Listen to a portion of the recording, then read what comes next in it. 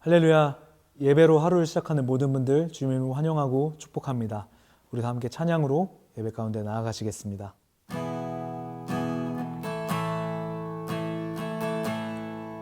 주가 보이신 생명의 길, 나 주님과 함께 상한 마음을 들이며 주님 앞에 나가리. 나의 의로움이 되신 주, 그 이름 예수. 나의 길이 되신 이름 예수.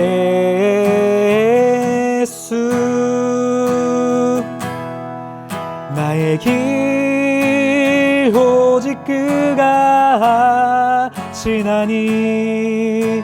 나를 단련하신 후에 내가 정금같이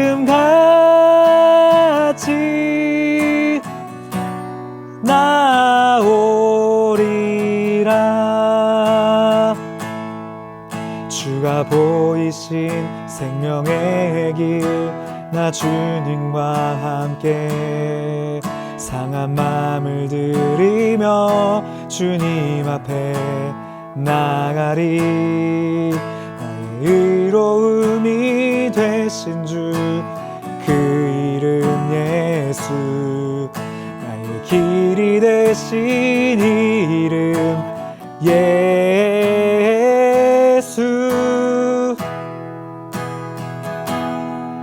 나의 길 오직 그가 지나니. 나를 단련하신 후에 내가 정금같이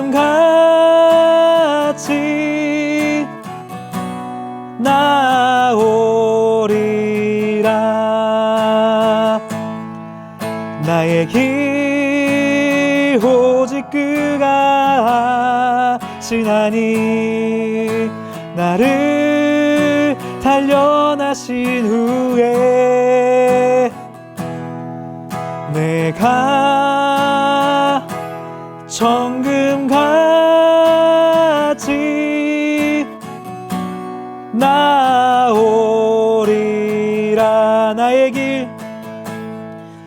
나의 길 오직 그가 지나니. 나를 단련하신 후에 내가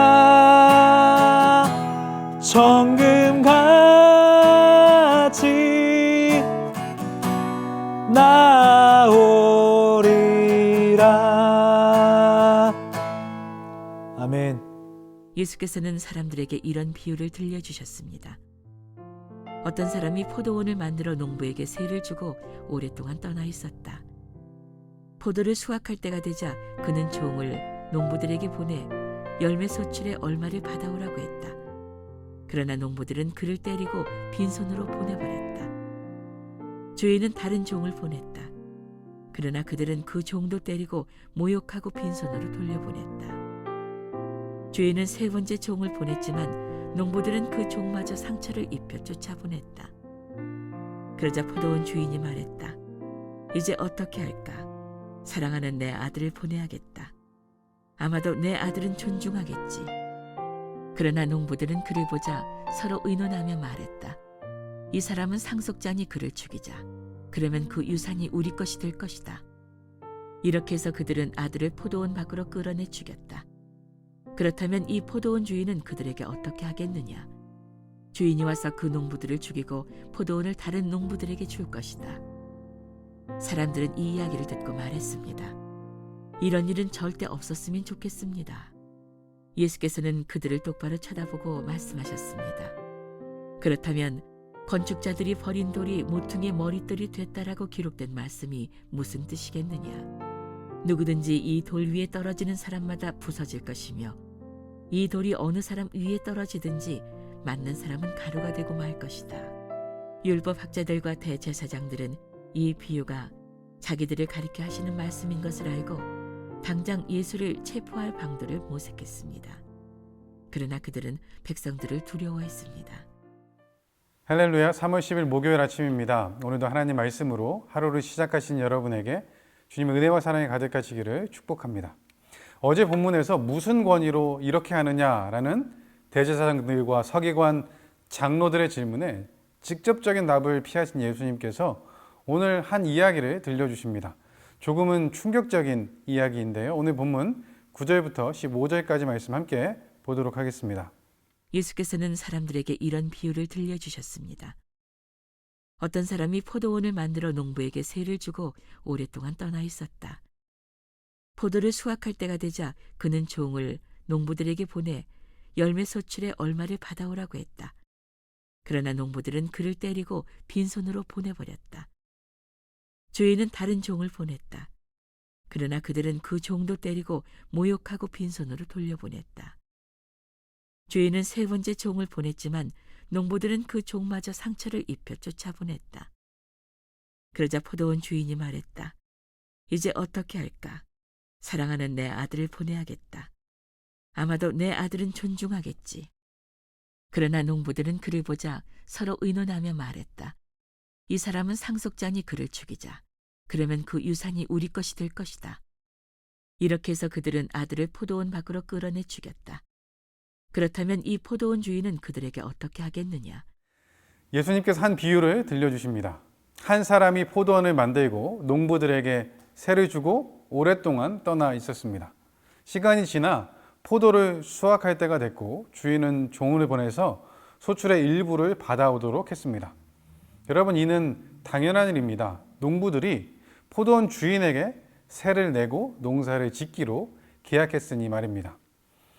그런데 농부들은 소출의 일부를 받으러 온 이 종을 때리고 빈손으로 돌려보냅니다. 주인이 또 다른 종을 보냈습니다. 그 사람도 모욕하고 때리며 빈손으로 돌려보냅니다. 세 번째도 종을 보냈는데 동일하게 행합니다. 여러분, 이는 말도 안 되는 일입니다. 당연히 행해야 할 의무를 저버렸을 뿐 아니라 선을 악으로 갚고 있는 모습이죠. 하지만 이 주인은 자비가 많은 사람인 듯합니다. 오래 참아줍니다. 주인은 고민하다가 자기와 같은 권위를 가진 내 아들을 보내면 그들이 존중하며 대할 것이라고 생각합니다. 그리고 아들을 보내죠. 그런데 아들을 본 농부들은 상속자인 아들을 죽이면 이 포도원이 자기들의 것이 될 것이다 라고 생각하며 그 아들을 포도원 밖으로 끌어내서 죽입니다. 여러분, 이 이야기는 참 충격적인 이야기이죠. 농부들은 선을 넘어버렸습니다. 해서는 안 될 일까지 한 거죠. 한두 번 실수했을 때 거기에서 멈추었어야 하는데 그러지 못했습니다. 그러니 돌이킬 수 없는 일까지 하게 된 것입니다. 그들은 이제 농부들이 아니라 강도들 같습니다. 성전을 강도의 소굴로 만든 유대 지도자들이 생각납니다. 이 이야기에서 우리도 알 수 있습니다. 어떤 사람, 이 주인은 하나님을, 농부들은 종교 지도자들을, 종은 선지자들, 그리고 아들은 예수님을 가리킨다는 것을 우리도 알 수 있는 거죠. 예수님의 이 말씀을 듣고 있는 종교 지도자들 또한 알았을 것입니다. 그들은 이 포도원 이야기를 들으면서 이사야 5장에 나온 포도원의 노래를 기억했을 것입니다. 최상급 포도를 심었지만 들포도를 맺은 포도원은 하나님의 심판을 받게 됐습니다. 유대인들은 이사야의 이 예언이 BC 586년 예루살렘이 멸망하면서 성취되었다고 믿었습니다. 이 비유가 심판의 예언이었고 하나님이 그렇게 이루셨다고 믿은 거죠. 예수님의 이 비유, 이 이야기를 통해 이사야의 그 심판의 예언이 기억났을 것입니다. 심판의 대상이 포도원에서 포도원의 농부가 되었다는 것은 다르지만 포도원이나 포도나무가 구약 성경에서 종종 이스라엘을 상징했기 때문에 그들은 포도원 주인은 하나님이시고 포도원을 맡은 농부들은 지도자인 자신들이었음을 알고 있었을 것입니다. 그러니 여러 가지 생각을 하면서 이 이야기를 듣고 있었겠죠. 지금까지 이스라엘이 선지자를 학대하고 죽인 일들이 기억났겠죠. 어제 본문에 나온 것처럼 조금 전에 무슨 권위로 이렇게 하느냐라는 질문에 대한 대답, 이 이야기를 통해서 하나님의 아들로서의 권위로 그렇게 하신다는 말씀 또한 하고 있음을 그들이 알았을 것입니다. 그리고 예수님이 질문하십니다. 주인이 그들에게 어떻게 하겠느냐? 어떻게 하는 것이 맞겠느냐? 하는 말씀이죠. 그리고 이 이야기를 듣고 있는 모든 사람들의 마음에 떠오른 그 답을 예수님께서 말씀해 주시는데 오늘 본문 16절 말씀입니다. 주인이 와서 그 농부들을 죽이고 포도원을 다른 농부들에게 줄 것이다. 사람들은 이 이야기를 듣고 말했습니다. 이런 일은 절대 없었으면 좋겠습니다. 주인이 어떻게 하겠느냐라는 예수님의 질문에 대한 사람들의 대답은 예수님이 하신 이 말씀과 같았을 것입니다. 주인이 와서 그 농부들을 죽이고 포도원을 빼앗아서 다른 농부들에게 줄 것입니다. 당연한 처벌입니다. 당연한 결과인 거죠. 그리고 그들이 말합니다. 이런 일은 절대 없었으면 좋겠습니다. 한편으로는 이런 일이 일어나서는 안 된다라고 말하고 있는 거죠. 여기에서 다른 농부들에게 주신다는 것은 유대인들의 그 언약적인 지위가 이방인들에게 넘어가게 됨을 의미하고 있는 거죠. 그러지 않기 위해서 이 경고의 메시지를 잘 받아들이고 돌이켜야 하는 것입니다. 모두의 마음에 이런 대답이 떠오를 때 예수님께서 그들을 똑바로 쳐다보시면서 이렇게 말씀하십니다. 오늘 보면 17절부터 19절까지 말씀입니다. 예수께서는 그들을 똑바로 쳐다보고 말씀하셨습니다. 그렇다면 건축자들이 버린 돌이 모퉁이의 머릿돌이 됐다라고 기록된 말씀이 무슨 뜻이겠느냐? 누구든지 이 돌 위에 떨어지는 사람마다 부서질 것이며 이 돌이 어느 사람 위에 떨어지든지 맞는 사람은 가루가 되고 말 것이다.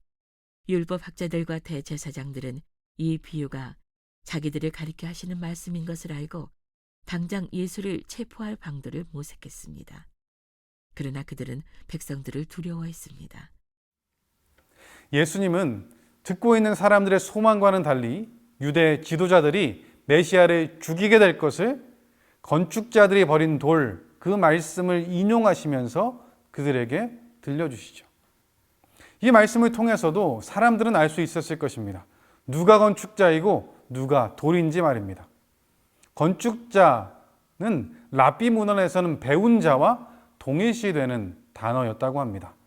사도행전 4장에도 보면 베드로가 종교 지도자들을 건축자에 비유하며 동일한 말씀으로 이렇게 얘기했었죠. 사도행전 4장 11절 말씀입니다.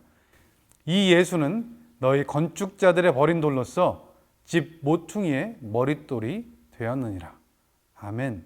그리고 여러분, 돌을 뜻하는 히브리어 에벤은 아들을 뜻하는 벤, 두 발음이 유사하기 때문에 아들을 비유한다고 볼 수 있습니다. 그들이 그렇게 느낄 수 있었을 것입니다. 그러면 예수님의 이 말씀은 조금 전에 포도원 농부 비유를 정리한 것과 같은 내용이 되는 거죠.